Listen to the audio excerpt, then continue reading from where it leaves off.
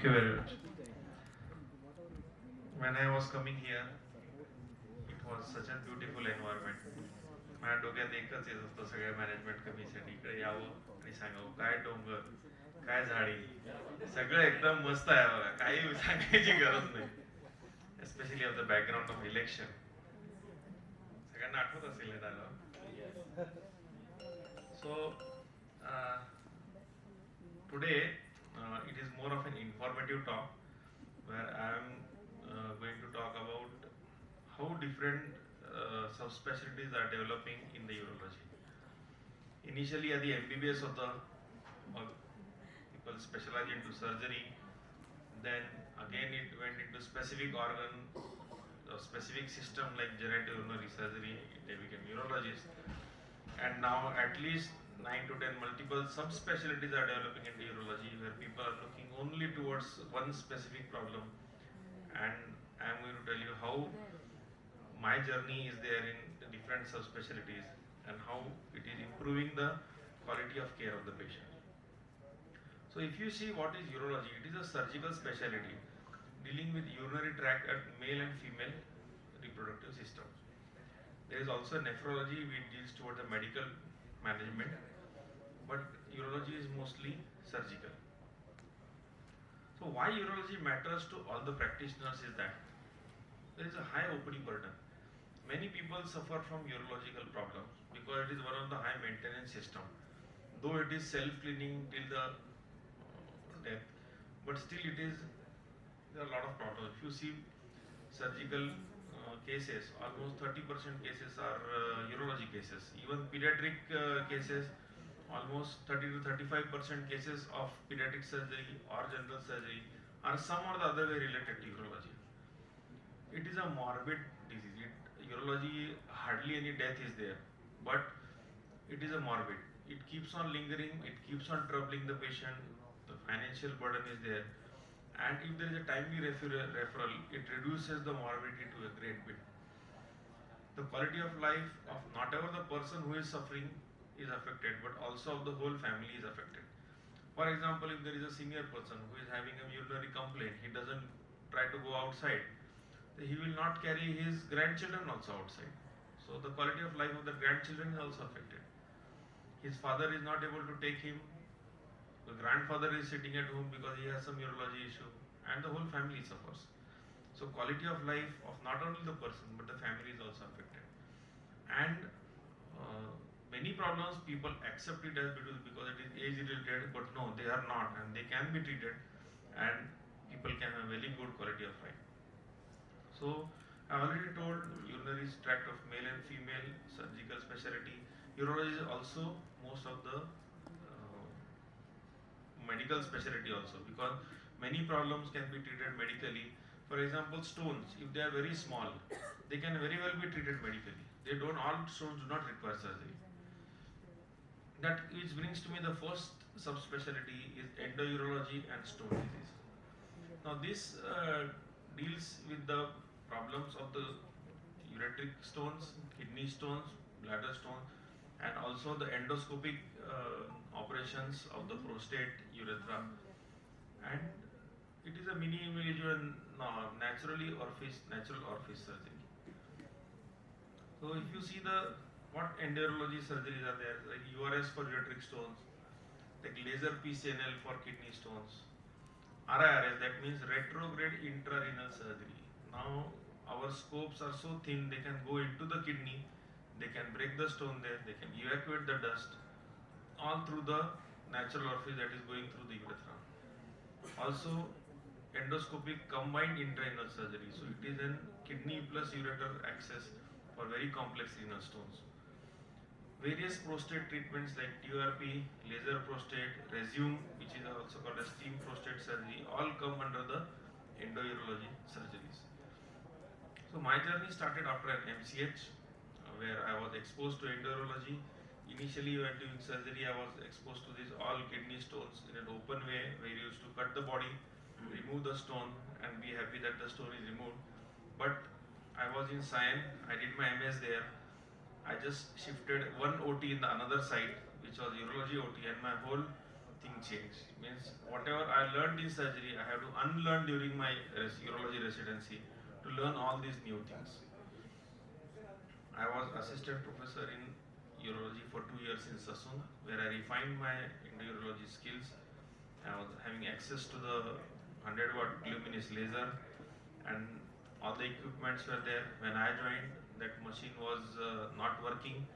I restarted the machine, and that gave me a very good experience about laser treatments.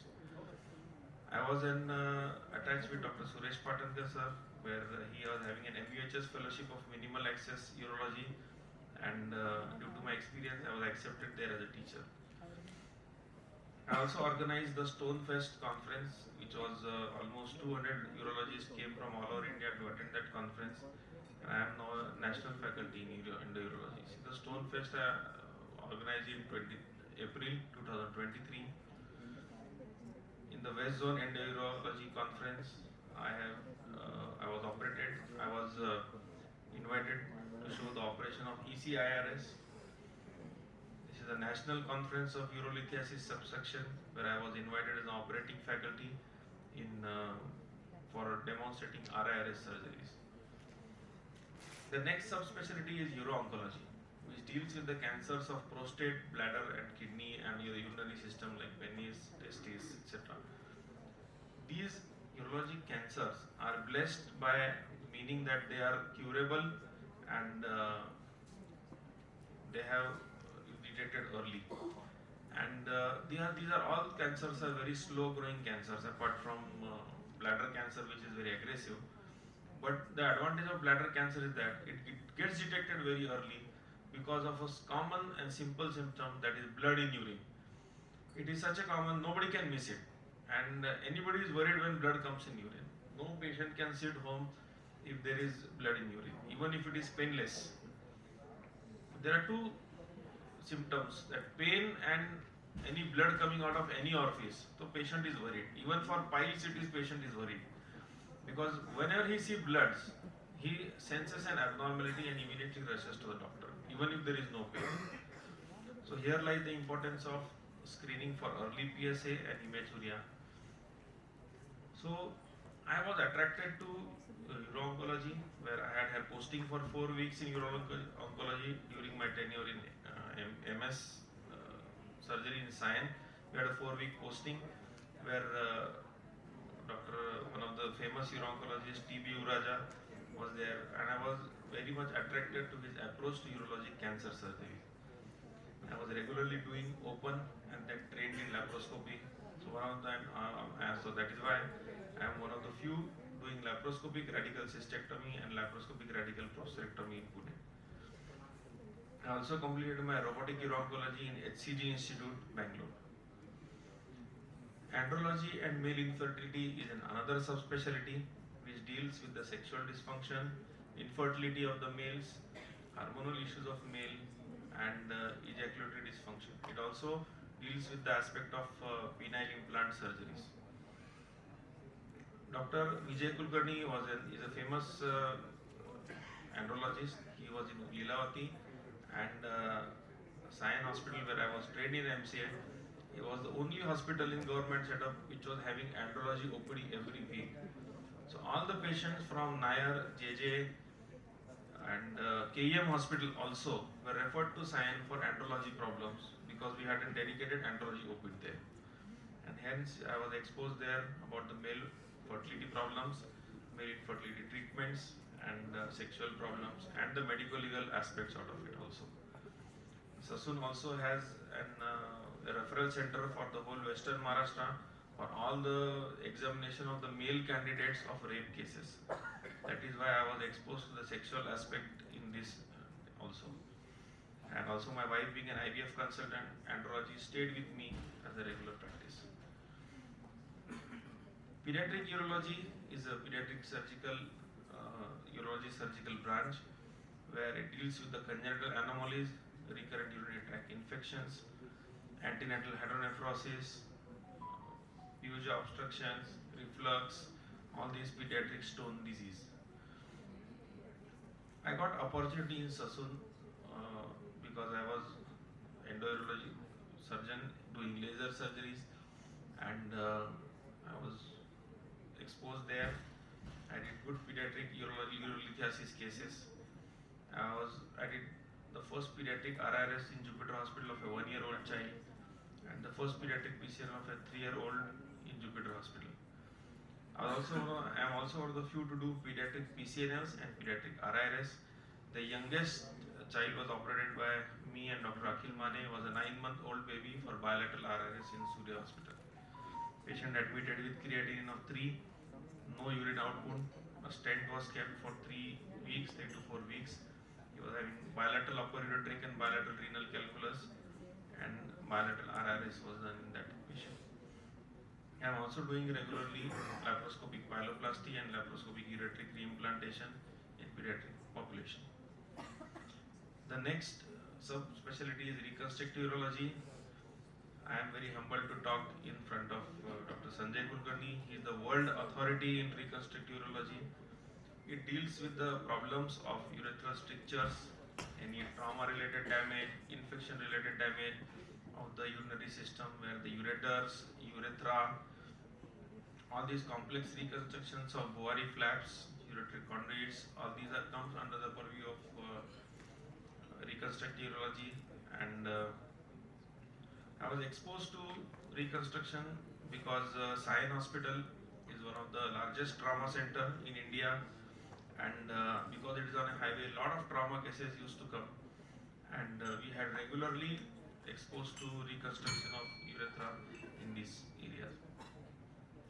So another subspecialty is a female urology, which deals with the urinary incontinence, overactive bladder in the females, recurrent urine infections, and all this stress incontinence, and the surgeries of TOT sling, TBT sling, and complex prolapse surgeries come under this view. I don't need to tell, my wife is a gynecologist. She is very dynamic, and that is why female urology naturally comes to me. The next subspecialty is neurourology, where it deals with the neurogenic bladder, all diabetes and spinal disorders, spinal injury related urology problems, and neurology patients like Alzheimer's or Parkinson's bladders, and all this comes under the neurourology. I got exposed to neurourology in second year of MCH, where the Paraplegic Foundation gave me a good opportunity. We as a resident used to go to the Paraplegic Foundation, which deals with the rehabilitation of all these paraplegic patients, and the neurology imbibed into me. At Bhalerao Clinic, we are doing 10 to 15 neurodynamic studies every month to cater problems of these neuro patients. Transplantation urology deals with kidney transplant, and I was trained as a transplant surgeon during my residency. I started the cadaveric transplant in Sassoon Hospital along with Dr. Suresh Patangar. So initially it was live donor. When I joined, we started the cadaveric program. Then since I was good in laparoscopy, we started live laparoscopic donor program in Symbiosis University Hospital. Many hospitals start the program and are running by open donor nephrectomy, but we started the program with a laparoscopic donor nephrectomy, which gives a very small scar and early recovery to the donor. I am kidney transplant surgeon in Sassoon, Jupiter, ACE and Symbiosis hospitals. Another subspecialty is robotic and laparoscopic urology. It is minimally invasive surgery, faster recovery, and now most of the open surgeries which used to be done earlier are now at least done robotic or laparoscopically. I was graded by performing the first robotic urologic surgery at Jupiter Hospital. My laparoscopic journey started with my PG guy, Dr. Sagar Bhalerao, who was the only laparoscopic surgeon in the whole BMC and was doing laparoscopy since a long time. That gave me a good opportunity to learn, and I got refined in ACE Hospital, started doing laparoscopic donor nephrectomy program in Symbiosis, and regularly doing complex laparoscopic cases. My robotic journey started with Dr. Shailesh Puntapikar sir in Pune. I was attracted to robo at his center. At that time, Jupiter did not have a robot, so I went. It was a CMR robot at Shailesh Puntapikar sir. So I went to Goa for training, where with Dr. Rakesh Neve sir, Suprashant Kulkarni sir. Their robotic lab was set up for us. You can see the color, it's white, the console. Then I sat on the console. Then there are various exercises of training which I was getting. I did not used to leave till I get 100% or better than 100% in exercise, and pass the metrics, endoscopic control, multi-target, forearm managing, electrosurgery. All these various exercises I managed all to 100%. And at last ते म्हणाले की आता खूप गरम झाला robo, लाल झालाय, आता उठा. So I need to chill. So I went to Goa beach. रोबो पण थंड झाला, मी पण थंड झाला. So done many robotic uro-oncology cases in Galaxy Hospital and on CMR robot. Then the Da Vinci robot came in Jupiter Hospital, and so this is just an I'm showing how the exercise is done. So the right hand, left hand, you manage the instrument outside the console and it replicates inside. You have to have a precision, not touching the glass, doing right once the right. So you have to be an ambidextrous surgeon. You can't operate just with the right hand in robotic surgery, and controlling multiple arms. Similarly, when you do all this, you get 100%. If there is no flaw, then you get 100% on that console. And once you get a good marks on console, then only you are eligible to operate. So I also got robotic trainings in uro-oncology from the HCG Institute. I was certified for that. I'm one of the few to master multi-robotic console, and I'm a multi-robotic surgeon. Nothing is possible alone. So a huge team is required. So I registered LLP named Total Urocare, which has 4 urologists working together as a team and manages urology hospital of 3 different departments. As subspecialties develop, doctors do specific work that improves outcome. There are people who are practicing only a single subspecialty and they greatly improve patient care. So when should you refer a patient? When there is a hematuria, either recurrent stones, rising PSA, retention, also for long and chronic changes in any urinary system and habit, best way to refer the home. And early suspicion saves kidney, and the practitioner and urology teamwork is crucial. So this is a video. Thank you for the time and opportunity. This is a video when my scope is inside the kidney at the tip of papilla, and you can see how actually the urine comes out of those tip of papilla. It is a very laminar flow. The kidney is filled with an transparent high osmolarity contrast, and you can see that urine is flowing like a laminar flow continuously.